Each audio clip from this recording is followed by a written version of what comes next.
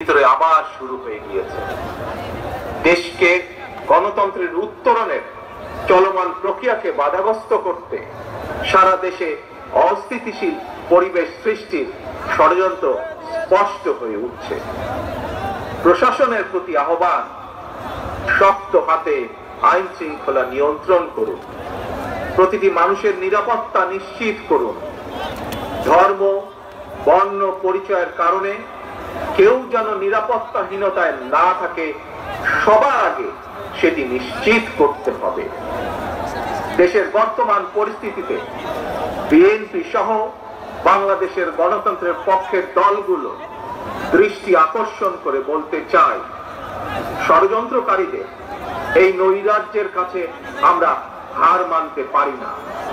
আমি বিশেষ করে এই মুহূর্তে দেশের সবচেয়ে বড় এবং জনপ্রিয় রাজনৈতিক দল হিসাবে সারা দেশে বিএনপির সর্বস্তরের নেতাকর্মীর প্রতি আহ্বান রেখে বলতে চাই, আপনারা যিনি যেখানে বসবাস করেন সেখানে আপনার বন্ধু কিংবা পাড়া প্রতিবেশী, তিনি মুসলমান, বৌদ্ধ, হিন্দু, খ্রিস্টান, ধর্মীয় পরিচয় যাই হোক না কেন, বিশ্বাস যাই হোক না কেন, তার নিরাপত্তায় আপনি ঢাল হিসাবে দাঁড়িয়ে দৃষ্টান্ত স্থাপন করুন।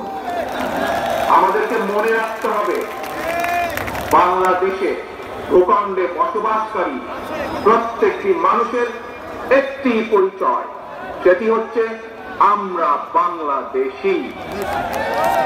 প্রিয় ভাই বোনেরা, আরেকটি বিষয়ের প্রতি আপনাদের দৃষ্টি আকর্ষণ করে কথা বলতে চাই। একটি সভ্য এবং গণতান্ত্রিক রাষ্ট্রে পুলিশ অপরিহার্য। পুলিশ জনগণের শত্রু নয়। গণহত্যাকারী হাসিনা বিনা ভোটে ক্ষমতায় থাকার জন্য আইন শৃঙ্খলা বাহিনীকে জনগণের শত্রু হিসাবে দাঁড় করিয়েছে।